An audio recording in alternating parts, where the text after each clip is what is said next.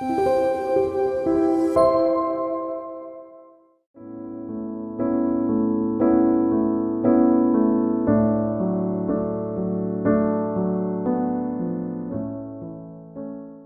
믿음의 고백 드림으로 말씀 앞으로 나가겠습니다.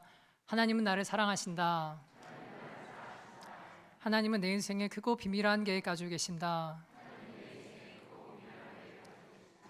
하나님 오늘도 나와 동행하셔서 그 계획 이루어주신다. 아멘. 그렇게 될 줄 믿습니다.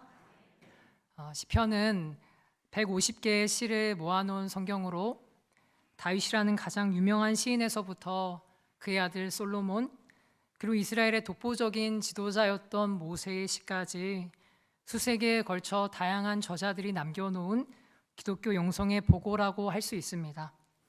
그러나 시편은 이렇게 유명한 자들의 노래만은 아니었습니다. 비록 알려진 이름은 없지만 자신들의 삶을 묵묵히 일구어 가던 평범한 자들의 노래가 담겨 있기도 합니다.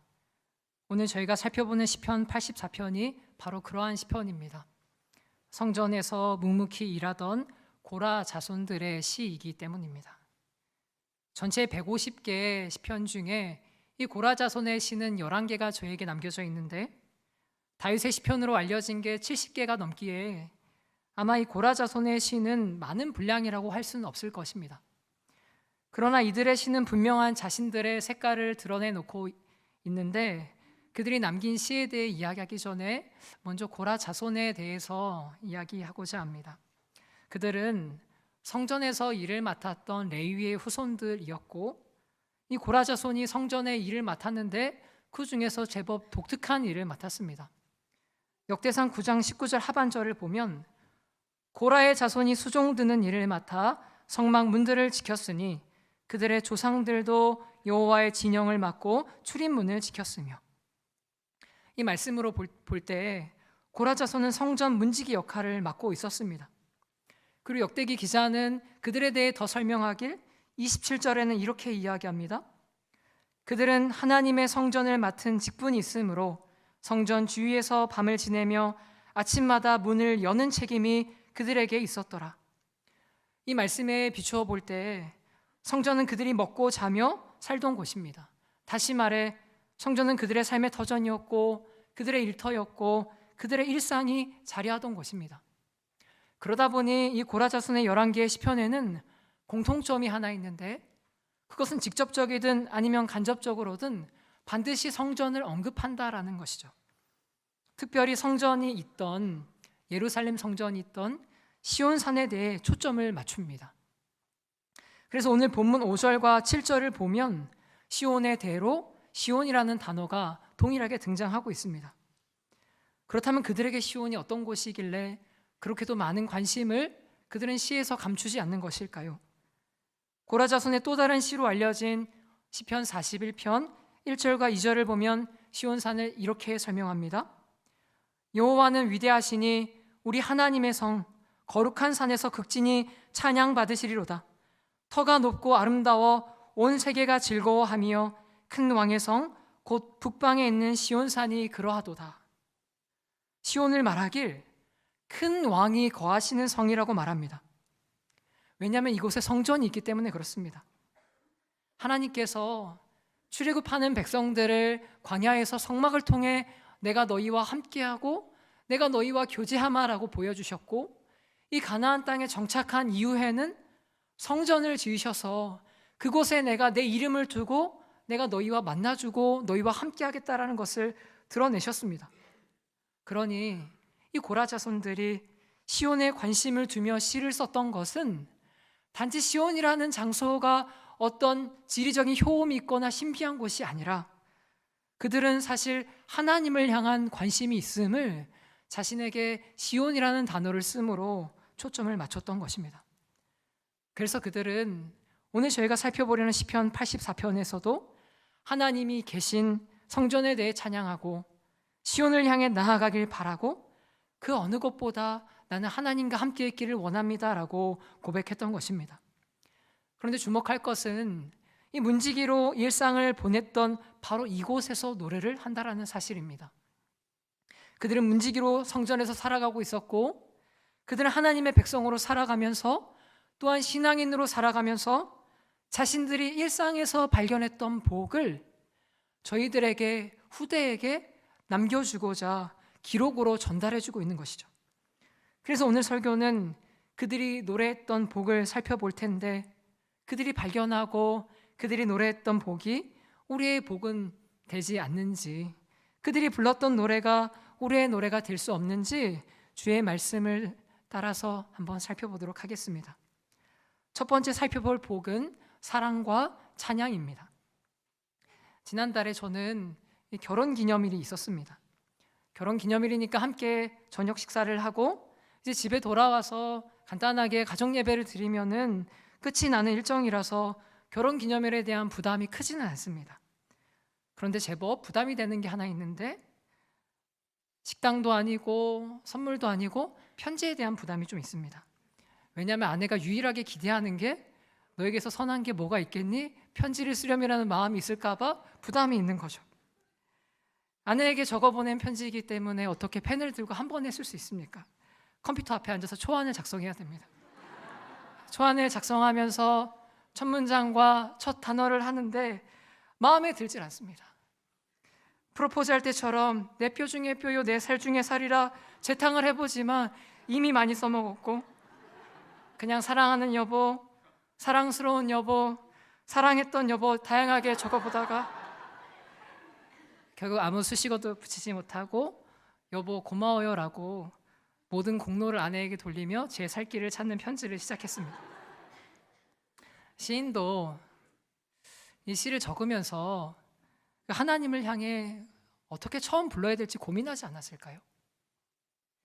우리 성경을 보면 만군의 여호와여라고 하나님을 부르는 게 가장 먼저 나오는데, 이는 한글 번역 원칙에 따라 단어의 순서가 바뀐 겁니다.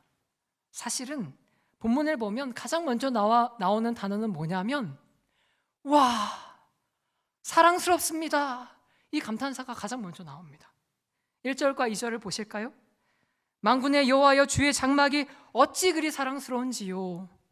내 영혼이 여호와의 궁정을 사모하여 생각하며 내 마음과 육체가 살아계시는 하나님께 부르짖나이다. 시인이 사랑을 고백하고 있는 거죠. 어찌 그리 사랑스럽습니까? 그리고 그 사랑의 대상으로 주의 장막과 여호와의 궁정이라 언급합니다. 이 주의 장막과 여호와의 궁정은 둘 다 하나님의 성전을 가리키는 의미라고 볼 수 있지만, 조금 더 구분을 하자면 장막이라고 할 때는 하나님이 거처하시는 큰 집의 개념이고, 그리고 여호와의 궁정이라 했었을 때는 어떠한 넓은 뜰 아니면 마당과 같은 개념입니다. 그러니 시인은 지금 하나님의 집인 성전을 크게 보기도 하고 또 그 구석구석을 바라보면서 이렇게 고백하는 거죠. 하나님이 계신 이곳이 어찌 그리 사랑스럽습니까? 그의 고백이 쥐어짜는 듯한 고백처럼 들리십니까? 아니면 자연스러운 고백처럼 들리십니까? 제가 보기엔 그 일성부터 너무나 자연스럽습니다. 하나님을 너무 사랑하기 때문에, 그 하나님이 계시는 성전이기 때문에 하나님 어찌 그리 사랑스럽습니까? 라고 감탄사를 내뱉었던 것입니다. 사실 얼마나 좋겠습니까? 자신이 사랑하는 대상과 가까이 있는 것, 자신이 사랑할 것들로 가득 차 있는 일터에서 있으니 얼마나 행복하겠습니까? 여기 계시는 성도님들 중에는 자신이 사랑하는 일을 하시는 분들도 분명히 계시겠지만, 아마 많은 성도님들은 맡겨졌기 때문에, 해야 하기 때문에, 가족들이 있기 때문에, 아니면 여러 다양한 사연들 때문에 묵묵히 일터를 이어가는 분들도 참 많으실 겁니다. 그런 분들께 이 시인은 참 부러운 사람처럼 비춰집니다. 그런데 이 시편을 통해 저희가 읽어내야 하는 것은, 이 시인 참 좋겠다, 성전에 거하다니 이 시인 참 부러운 사람이다, 그렇게 하는 게 아닙니다. 물론 그가 너무나 사랑스러운 하나님과 있기 때문에 부럽고 귀한 것은 맞지만, 저희는 그가 성전에 있다라는 위치, 그가 성전에 거한다라는 그런 존재적인 게 아니라 그의 입술을 통해 무엇라 고백하고 행동하고 있는지도 살펴봐야 합니다. 그것이 3절과 4절의 내용입니다. 나의 왕, 나의 하나님 만군의 여호와여, 주의 제단에서 참새도 제 집을 얻고 제비도 새끼들 복음 자리를 얻었나이다. 주의 집에 사는 자들은 복이 있나니 그들이 항상 주를 찬송하리이다. 시인이 3절에서 참새와 제비가 성전에 돌아다니며 자신의 보금자리를 만드는 걸 보고 이렇게 이야기하는 겁니다. 참새야, 제비야, 너희 정말 복되다. 주의 집에 거하니 정말 복되다라고 이야기하는데 거기까지만 말을 하는 게 아니라 뒤따라오는 말이 있습니다. 이렇게 이야기하죠. 주의 집에 사는 자들은 복이 있나니 그들이 항상 주를 찬송하리이다. 시인이 뭐라고 하냐면 참새와 제비, 주의 전에 거하는 자리 복되다는 사실은 그들이 단지 성전에 있어서가 아니라 그들이 하나님을 찬송하기 때문이라고 우리에게 알려주고 있는 것입니다. 그럼 여러분, 우리가 부러워해야 할 것은 고라는 참 좋겠네, 자기가 좋아하는 곳에 있으니까 적용하면 그 사람 참 좋겠네, 왜 쟤는 저렇게 잘 만데? 이런 위치나 상황이 아닙니다. 비록 하찮은 참새일지라도 그가 복된 것은 단지 성전에 있다는 것뿐만이 아니라 그가 하나님을 찬송하기 때문입니다. 그렇게 우리가 진정 부러워해야 할 바는 그는 어떻게 저렇게 하나님을 찬양하며 즐거워하고 사랑하지? 나도 그와 동등한 능력을 가지신 하나님을 모시고 나도 그와 동등한 능력을 가지신 하나님을 믿는데 왜 내 입술에는 이런 찬양밖에 안 나오는 거지? 왜 나는 하나님을 찬양하고 입을 열 때 어찌 그리 사랑스러운지요? 라고 이런 자연스러운 감탄이 터져나오지 않는 거지라고 우리는 가슴을 치고 그를 부러워야 하고 심지어 질투까지 해야 하는 겁니다. 성경이 왜 이 질투가 날 만한 이야기를 저희에게 남겨놓았을까요? 그 이유는 다름 아닌 저희를 위해서입니다. 이 아름다운 신앙인의 삶의 앞에서 우리도 질투라는 감정을 통해 복된 길로 나아가게 하시끔 하나님이 저희에게 이 본문의 말씀을 격려로서 주시는 것입니다. 사랑하는 성도 여러분들, 찬송하는 자가 복되다라는 이 말씀에 붙들리셔서 찬송하는 저희 모두가 되었으면 좋겠습니다. 조금 더 이 첫 번째 복과 관련하여 말씀을 나누자면 시인은 자신이 사랑하는 것, 그리고 자신이 알고 있고 자신이 믿고 있는 바를 찬송이라는 수단을 통해 믿는 것과 아는 것과 삶을 일치시킵니다. 다시요. 찬양이라는 수단을 통해 믿는 것과 아는 것과 삶을 일치시켜가고 있습니다. 저는 이 지점에서 우리가 오래도록 얕잡아 보았던 어쩌면 예배를 통한 하나님께 찬양함과 사랑 고백이 사실은 성도의 삶을 개혁시켜 나가는 아주 훌륭한 방편이며 하나님께서 우리를 복된 존재로 만들어 가시는 아주 강력한 장치라고 확신을 합니다. 솔직히 말하면 시시해 보이지 않습니까? 하나님을 찬양하고 예배하는 게 복이라고? 그거 나 매일 하는 건데?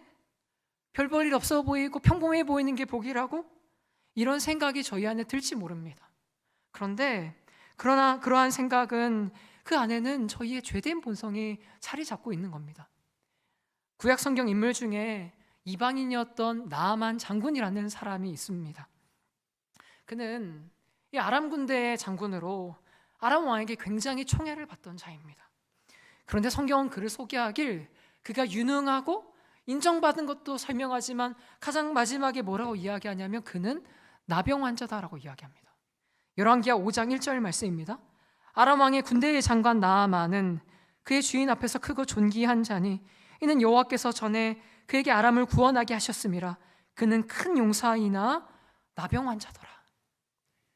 아람 왕이 이 장관을 극진히 생각하여 어떻게 하냐면 이스라엘로 보내고 선지자 엘리사에게 고침을 좀 받게끔 하려고 편지도 준비하고 물건도 준비합니다. 이야기는 흘러서 나아만이 결국 엘리사 앞에 섭니다. 엘리사 앞에 섰는데 엘리사가 나와보지도 않고 이렇게 사안을 통해 이야기를 전달하죠. 요단강에 가서 7번 몸을 담궈라. 그때 장군의 반응이 무엇이었냐면 열왕기하 5장 12절입니다. 나아만이 노하여 물러가며 이르되 내 생각에는 그가 내게로 나아서서 그의 하나님 여호와의 이름을 부르고 그의 손을 그 부위 위에 흔들어 나병을 고칠까 하였도다. 무슨 반응입니까? 나아만이 시시하다는 겁니다. 요단강 가라고? 네가 직접 나와서 난리 법석을 떨어서 내 병을 떠나가게 해줘야지. 시시하다고 그가 툴툴대는 겁니다. 만일 여러분 선지자가 나아만에게 이스라엘의 적대자인 블레셋에 쳐들어가서 그들의 목을 500개 가져오십시오라고 했다면, 만약에 이 장군인 나아만이 그래? 목숨을 걸고서라도 자신의 병을 낫게 하기 위해서 블레셋에 쳐들어가지 않겠습니까? 그런데 그는 시시하다며 성을 내고 있습니다. 이 나아만 장군의 이야기는 사실 저희의 이야기입니다. 대단해 보이고 의미 있어 보여야지만, 특별한 거야지만 무리에서라도 붙들려고 하는데, 반면에 평범하고 별 볼 일 없게 보이고 너무나 일상적인 것처럼 보이면 저희는 주저하고 무시하고 꺼려하고 얕잡아 봅니다. 신앙에 있어서도 그렇습니다. 그러니 우리는 사실 찬양을 우습게 볼지도 모릅니다. 한편 찬양에 대해 오해할지도 모릅니다. 하나님은 내 찬양을 받지 않으면 안달이 나시는 것처럼, 하나님은 내 사랑 고백을 듣지 않으시면 뭔가 굉장히 불만족스러우신 것처럼, 그러니 내가 부담을 느끼는 찬양을 해야 하나? 라고 오해를 합니다. 그러나 여러분, 찬양은 단지 하나님을 위한 게 아닙니다. 찬양은 사랑을 완성시켜주고, 사랑은 우리의 기쁨을 증진시킵니다. 무슨 말인가 하면, 여러분들, 우리가 재밌어하는 만약에 영화가 있다면, 아니면 우리가 재밌어하는 드라마가 있다면 여러분은 어떻게 하십니까? 순모임 가서 누구 만나서 사랑에 불시착이 되었든 뭐가 되었든 다 보라고 이야기하지 않습니까? 그거 이야기하면 어떻게 되냐면요, 그거 알아주면 내가 좋아요. 그치, 그거 재밌지. 통하는 거거든요. 자기가 자랑하고 자기가 좋아하는 것을 높이고 전달하는 것, 그렇게 찬양하는 건데, 그렇게 하면 누가 좋냐 하면 내가 좋습니다. 하나님을 향한 찬양도 마찬가지입니다. 하나님이 이거 못 받으시면 뭔가 영광이 부족한 자인 것처럼 여겨서 찬양하는 것이 아니라, 하나님이 우리에게 찬양하라 명하시는 것은 그렇게 함으로써 너희의 사랑을 완성하고, 그렇게 함으로써 너희의 기쁨을 충만하게 하고, 그렇게 함으로써 너희 안에 있는 즐거움을 더 크게 더 높게 만들라라고, 우리가 찬양하는 거 주저하는 거 아시고, 우리가 찬양하는 거 꺼려하는 거 아시고, 우리가 하나님을 향한 사랑 고백하는 것을 주저하는 것을 아시고, 약속 있는 명령으로 찬양해라, 그게 내게 복이다라고 이야기해 주시는 것입니다. 그래서 사랑하는 성도 여러분들, 여러분들의 평가를 믿지 마십시오. 사랑하는 성도 여러분, 여러분의 상황을 보지 마시고 여러분들이 찬양할 수 있다면 그게 저와 여러분들의 크나큰 복인 줄 믿으시는 은혜가 있었으면 좋겠습니다. 이렇게 첫 번째 복은 주님이 거하시는 곳에 단순히 그와 함께 살고 있는 자가 아니라 그 하나님을 누리고 그 하나님을 예배하고 그 하나님을 찬양하기 때문에 복되다라는 것을 살펴봤습니다. 이제 두 번째 복을 살펴보려고 하는데, 여기에 시선의 이동이 하나 있습니다. 첫 번째 복은 제가 아까 고라자손이 어디에 있다 그랬죠? 시온에 있다 그러지 않았습니까? 시온 안에 있는 자가 하나님의 성전을 바라보며 기쁘다라고 이야기하니, 첫 번째 복의 시선은 시온산 성전 아닙니다. 두 번째 복의 시선은 이 성전 밖을 향합니다. 무슨 말인가 하면, 한번 읽어보면서 이야기하면 좋겠네요. 5절과 6절입니다. 주께 힘을 얻고 그 마음에 시온의 대로가 있는 자는 복이 있나이다. 그들이 눈물 골짜기로 지나갈 때 그곳에 많은 샘이 있을 것이며 이른 비가 복을 채워주나이다. 시인은 지금 문지기로 하나님의 성전이 있는데, 그러나 모두가 자기처럼 이 시온으로 나올 수 있는 것은 아니라는 것을 잘 알고 있습니다. 상황이 있는 자들, 사정이 있는 자들, 일터에서 일하자는 자들, 물리적으로 시온에 오지 못하는 자들이 분명히 있습니다. 그런 물리적으로 시온에 오지 못하는 자들을 마음에 품고 시인이 이렇게 이야기하는 거죠. 시온에 있는 자만 복된 것은 아닙니다. 만일 그 마음에 시온을 향한 마음이 있다면, 만일 그 마음에 시온을 향한 길이 있다면 그도 복된 자입니다 라고 이야기하는 거죠. 시인이 마음의 길을 지금 강조하고 있습니다. 특정 위치가 아닙니다. 마음의 길입니다. 어디에 있을지라도 그 마음에 하나님을 향한 마음, 그 하나님을 향한 찬양이 있다면 복되다라는 걸 이야기해 주고 싶은 거죠. 성경에 이 말씀이 참 위로되지 않습니까? 성전 안에 있는 자만, 아니면 성전 밖에 있는 자일지라도 그 어느 한 사람 놓치지 않고 복된 자라고 이야기해 주고 싶어하는 이 성경을 지나며 우리는 위로를 경험하고 은혜를 경험하는 것입니다. 그런데 세심한 배려가 여기서 그치지 않습니다. 성경이 뭐라고 이야기하냐면, 눈물 골짜기를 걷는 일도 있을 거야 라고 이야기합니다.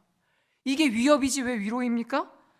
라고 질문할 수 있지만 예레미야 선지자가 활동할 때에 그때가 어떤 때였냐면 하나님 앞에 가증하게 지내고 우상 숭배하여 언제라도 하나님의 심판이 임할 수 있었던 그런 때인데, 그때 거짓 선지자들이 유다를 향해 평가하길 뭐라고 하냐면 여러분들 안전합니다. 여러분들에게 하나님의 은혜가 있을 것입니다. 여러분들은 평강합니다. 평강합니다. 이 이야기를 계속 해줬던 거죠. 왜요? 그들이 그 이야기 듣고 싶어 하니까.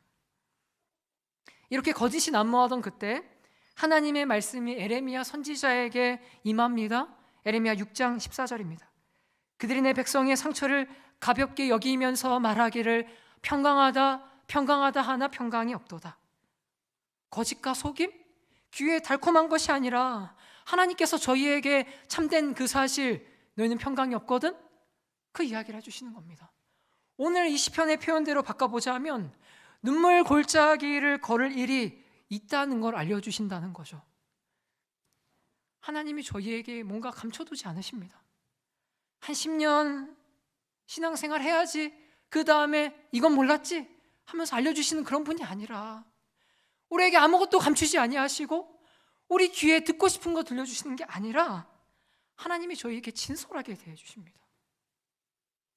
우리 귀에 좋은 거 들려주시는 분이 아니라 가장 선한 것을 들려주시고 가장 복된 것을 주십니다. 솔직히 여러분, 시온의 대로와는 전혀 어울리지 않는 단어가 눈물골짜기지 않습니까? 그런데 눈물골짜기라는 이 표현은 사실 저희 삶과는 너무나 잘 어울립니다. 또 다른 시편의 표현처럼 우리는 사망의 음침한 골짜기를 걸어야 하기도 하고, 또 다른 시편의 고백처럼 기가 막힌 웅덩이를 자주 만나고, 이사야 선지자가 말했던 대로 흑암 중에 걸어야 되고 아무것도 안 보이는 어둠 가운데 더듬거리며 걸어야 하는 게 저희의 삶이기 때문입니다. 그러니 이런 질문이 튀어나와야 되는 거 아니겠습니까? 하나님, 제가 다른 곳에 가려는 것이 아니라 시온의 대로를 타고 하나님께 가려고 하는데 눈물 골짜기라뇨. 하나님, 마치 하나님은 나 잘 되는 꼴은 절대 못 보시는 분처럼 그렇게 느껴질 때가 있습니다. 저희가 성경의 그 표현대로 우리의 눈물로 다윗처럼 침상을 띄워보지는 못했겠지만, 베개에 머리를 베고 누웠는데 흐르는 눈물 때문에 이불을 깊게 끌어올려야 할 때가 있고, 문지방 너머로 배우자의 흐느낌을 들어야 되는 일도 있고, 거실에 깊게 가라앉은 한숨소리가 들리기도 하며 갑작스러운 전화에 다리에 힘이 풀려서 주저앉을 것 같은 일들이 저희의 삶에 자꾸 보이고 들리고 만져지는 거 아니겠습니까? 그러니 주님께 이렇게 말하는 거죠. 주님, 왜 또입니까? 주님, 왜 하필 나입니까? 그런데 성경이 이렇듯 눈물 골짜기를 걷는 자들에게 뭐라고 이야기하냐면 복되다라고 이야기하십니다. 그곳에서 경험하는 바가 있기 때문에 우리가 읽은 대로 이른비에 따라 척박한 삶을 충분히 적실 수 있는 복된 샘들을 만나기 때문이라고 우리에게 알려줍니다. 그런데 여러분들 놓쳐서는 안 될 게 하나 있습니다. 언제, 누가, 왜, 무엇 때문에 눈물 골짜기가 어떻게 많은 샘들의 축복으로 변하는 것인지를 질문하셔야 되고 그 답을 찾으셔야 합니다. 질문해 보겠습니다. 왜 눈물 골짜기가 많은 샘들의 축복으로 변하는 것일까요? 5절이 대답합니다. 주께 힘을 얻기 때문에. 누가 이 눈물 골짜기를 많은 샘들의 축복이 되게 하시는 것일까요? 5절이 또 대답합니다. 주가 바꾸신답니다. 그렇다면 언제 눈물 골짜기가 많은 샘들의 축복으로 변합니까? 또 5절이 대답합니다. 주께 힘을 얻을 때 변하는 것이라고. 이 주께 힘을 얻는다는 이 짧은 구절에는 이 땅에서 성도로 살아가는 우리의 삶의 아주 독특한 면을 잘 보여줍니다. 그것은 무엇이냐면 저와 여러분들은 하나님의 도우심과 주로부터 오는 힘이 필요한 존재라는 것을 보여줍니다.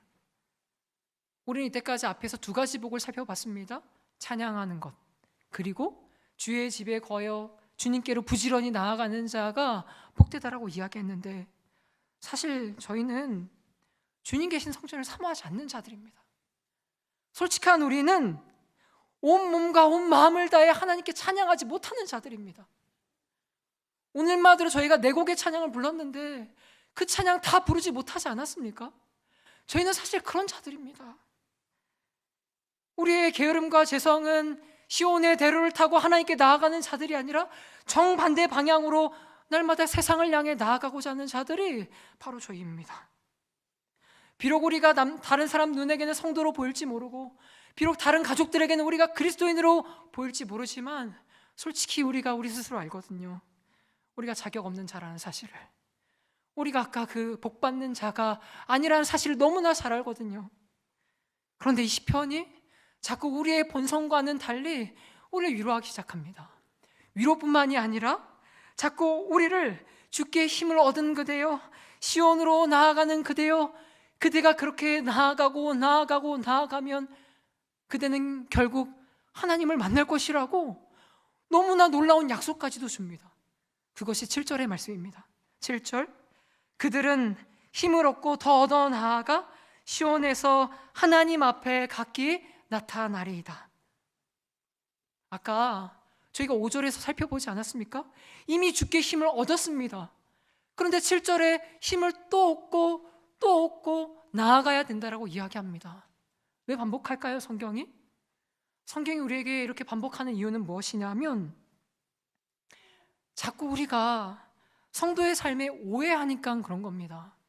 한번 힘을 받으면 끝날까지 달려갈 수 있는 것처럼 착각하니까, 내가 하나님 한번 뜨겁게 만나면 나는 천국에 이를 때까지 갈 수 있는 것처럼 여기니까 성경이 바로 잡아주는 거죠. 이렇게 바로 잡습니다. 5절, 여러분 주 안에 힘을 얻은 적이 있습니까?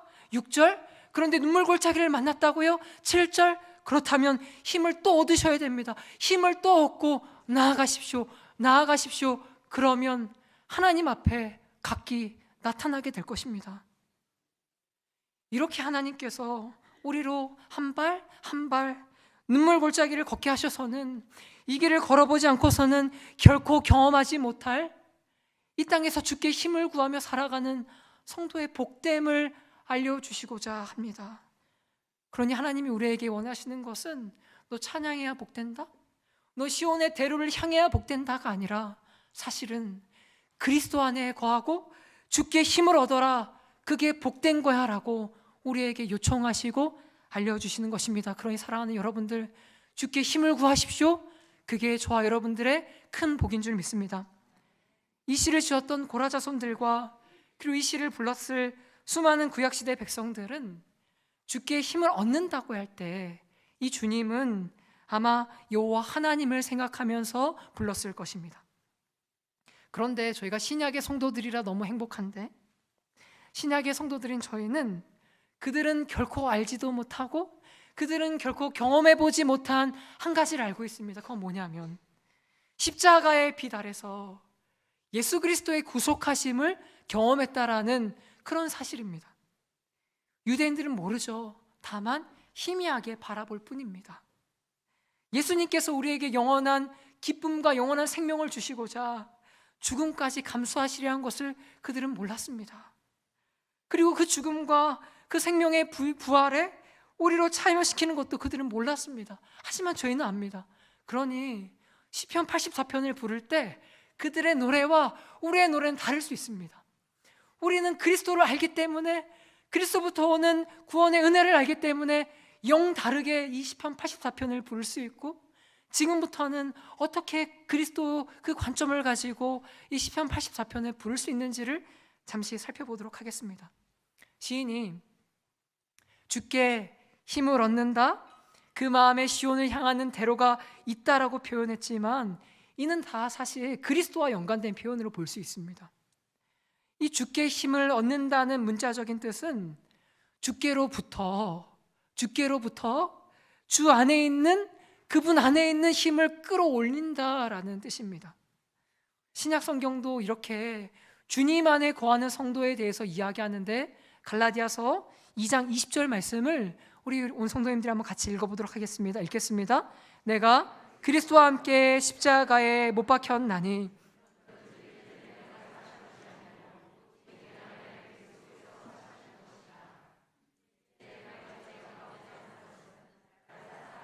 나를 위하여 자기를 버리시 하나님의 아들을 믿는 믿음 안에서 얼마만큼 우리가 주 안에서 거한다고 이야기하냐면 우리가 함께 죽고 함께 사는, 즉 생명의 연합이 된 한 생명의 공동체가 된 것이라고 성경이 우리에게 이야기합니다. 다시요, 우리가 어느 정도 이 예수 그리스도와 함께 됐냐 하면 죽고 사는 문제를 함께 할 만큼 그 안에 끈끈하게 하나 되었음을 성경이 이야기하는 것입니다.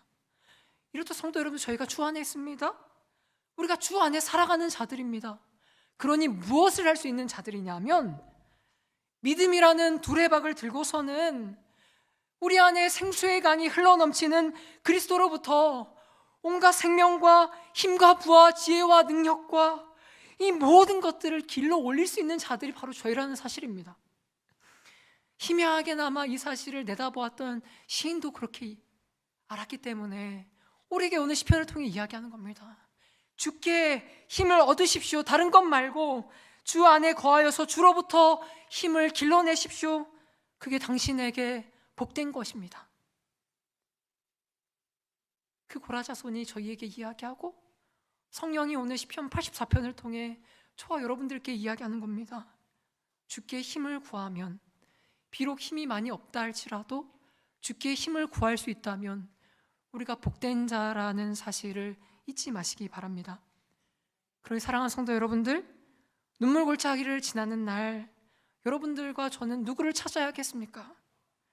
날 위해 생명까지 주신 예수 그리스도, 나를 품 안에 안아주신 예수 그리스도, 오늘도 우리를 은혜의 자리를 부르셔서는 수고하고 무거운 짐진 자들아 다 내게로 오라, 내가 너희를 쉬게 하리라 라고 오늘도 여전히 복음 가운데로 초청하시는 예수 그리스도가 저에게 계시지 않습니까? 그래서 우리는 이 시편 84편의 노랫말을 완전히 바꿔서 이렇게 부를 수 있습니다. 주 예수 그리스도께서 어찌 그리 사랑스러운지요. 주 예수 그리스도께 힘을 얻고 이 예수 그리스도로 말미암아 하나님 아버지께로 나아가는 자는 복이 있나이다. 이렇게 바꿔 부를 수 있는 것입니다. 비록 우리의 본성이 바라는 삶은 눈물 골짜기라는 단어가 등장하길 원치 않아 하지만, 그러나 우리가 주 안에서 이 길을 걷고 있다는 그 사실, 우리가 주로부터 힘을 얻고 더 얻어 이 길을 점점점 앞으로 나아가고 있다는 그 사실, 그리고 그 삶을 두고 우리 주님께서 복되다고 말씀하셨음을 기억하여 여러분들 앞에 당면한 눈물 골짜기 같은 길을 묵묵히 걸어가시기 바랍니다.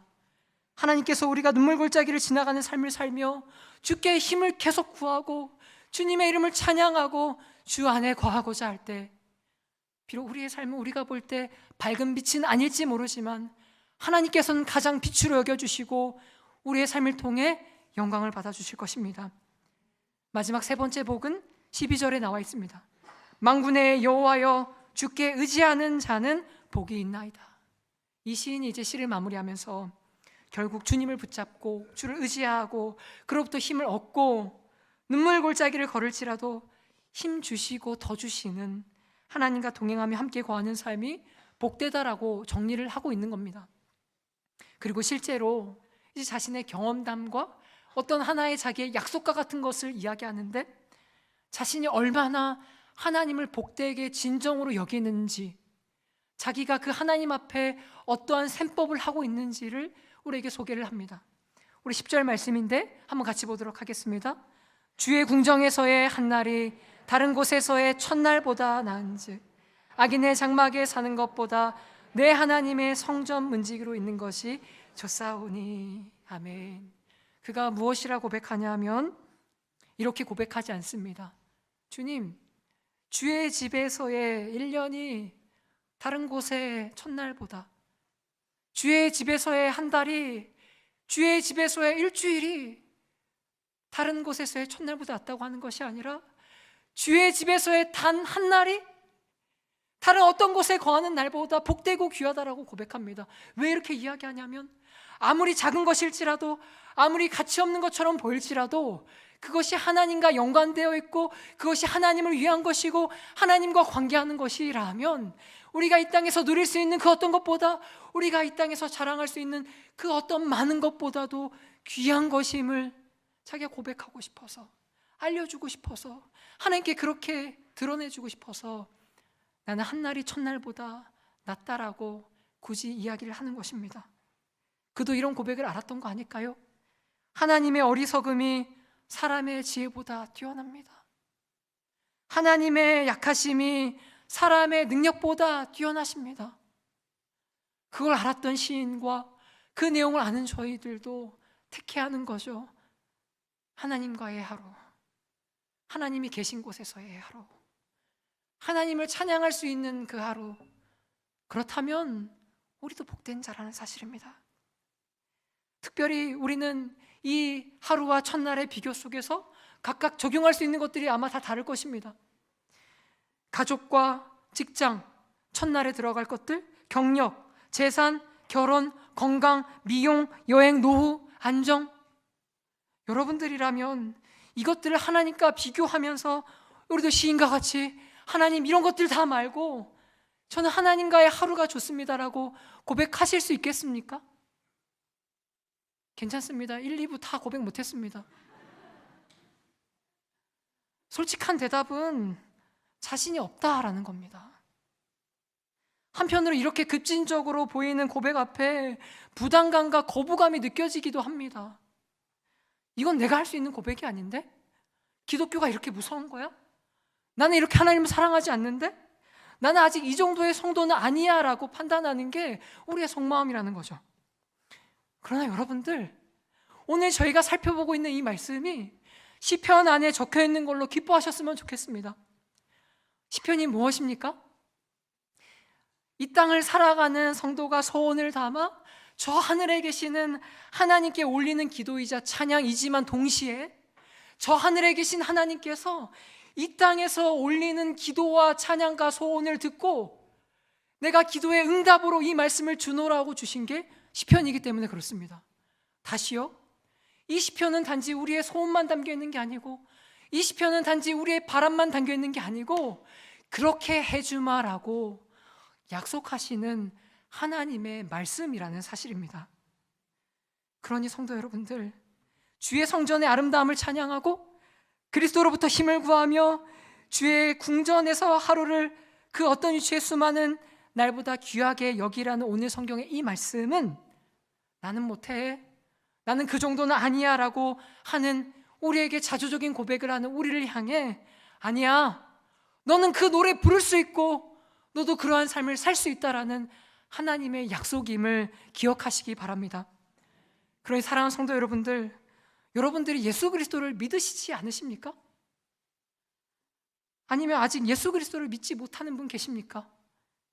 괜찮습니다. 혹시 오늘 이 자리에 그러한 자들이 나와 계시다면 그리스도의 은혜의 초청이 아니고서는 그 어떠한 죄인도 은혜의 자리를 나오고 싶어하는 마음이 없다라는 걸 기억하십시오.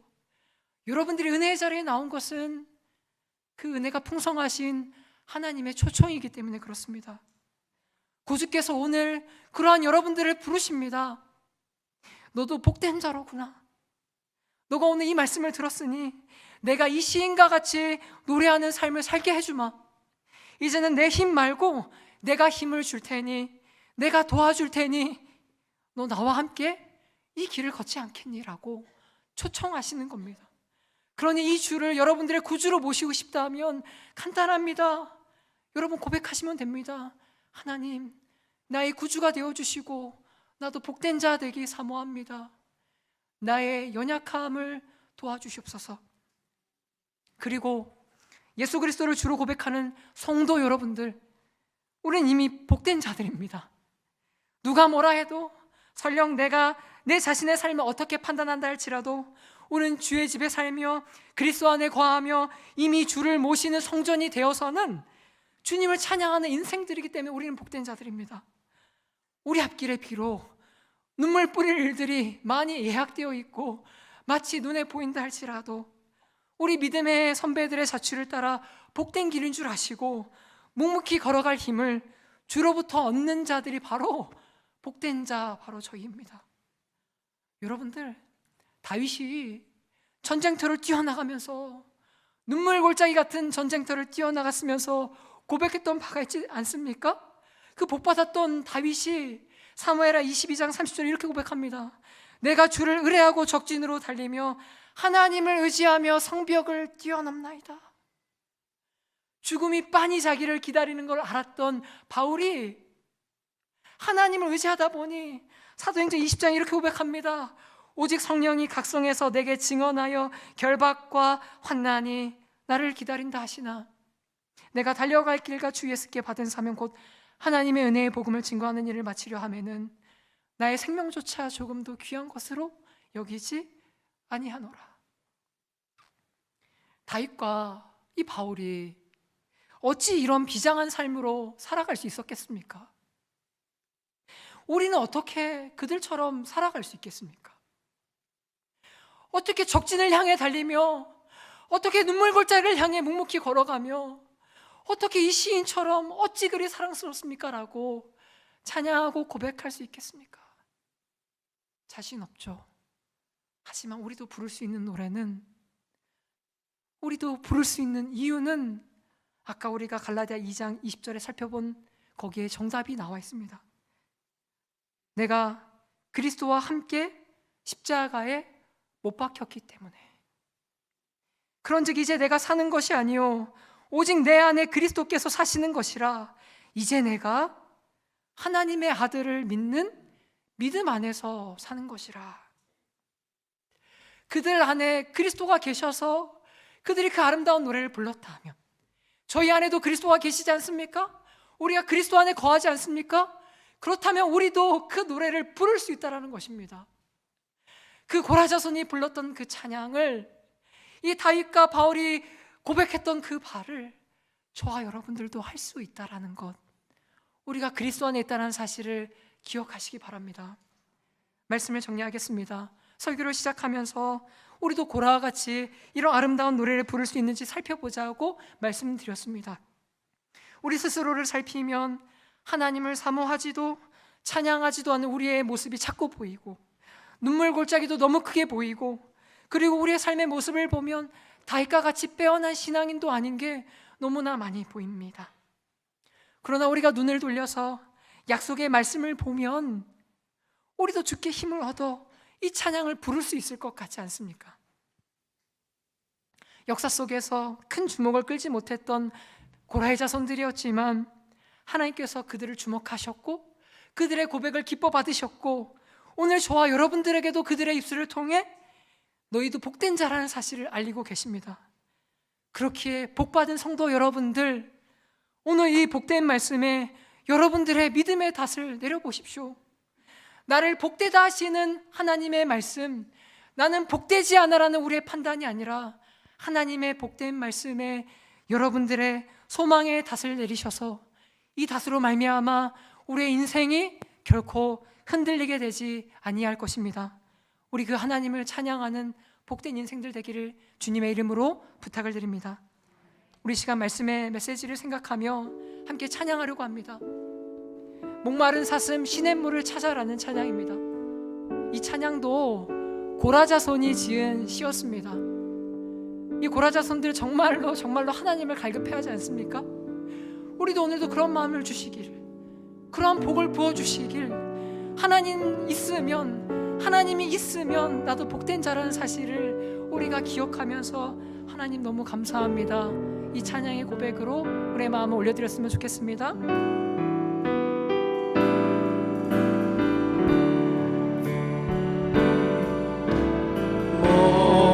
목마른 사슴 시냇물을 찾아 헤매이듯이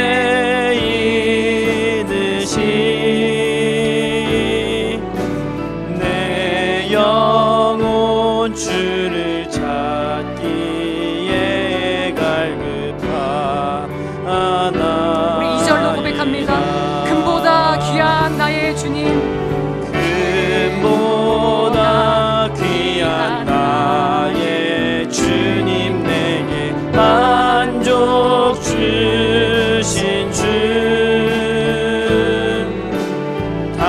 당신만이 나의 기쁨 또한 나의 참 보배. 주님만이 나의 힘이 됐습니다. 주님만이 나의 힘, 나의 방패, 나의 주님만이 나의 힘. 참소망. 주님만이 나의 힘, 나의 방패, 나의 참소망. 나의 몸 정성 다 바쳐서 주님 경배합니다. 아멘. 이 찬양의 고백과 오늘 말씀을 기억하여 기도합시다. 하나님, 주님을 찬양하고 주님을 갈망하며 주께 힘을 얻는 것이 복이라 듣게 하셨으니 주께 부르질 수밖에 없을 때, 주를 찾을 수밖에 없을 때, 주님밖에 소망이 없다고 느낄 때가 우리의 가장 큰 복의 상태임을 알게 하여 주시옵소서. 우리를 바라보는 것이 아니라 복되신 주님 바라보는 큰 복을 누리게 하여 주시옵소서. 우리 그렇게 하나 고백하셨으면 좋겠고, 우리 두 번째로 우리 나라와 열방을 위해 기도하면 좋겠습니다. 하나님 도와주십시오. 하나님 긍휼히 여겨 주십시오. 불쌍히 여겨 주셔서 이 어려운 가운데 있는 이 지구촌을 하나님의 은혜 가운데 속히 해결될 수 있도록 의료진들과 정치 지도자들 가운데 아버지 지혜를 주셔서 이 사안을 잘 헤쳐나가 하나님의 도우심과 통치를 경험할 수 있도록 하나님의 은혜를 베풀어 달라고 우리 마음을 모아 합심하여 기도하도록 하겠습니다. 하나님, 주의 은혜를 감사합니다. 나와 같은 자들도 복이 있다 말씀하시는 하나님 감사합니다. 우리가 함부로 우리의 삶을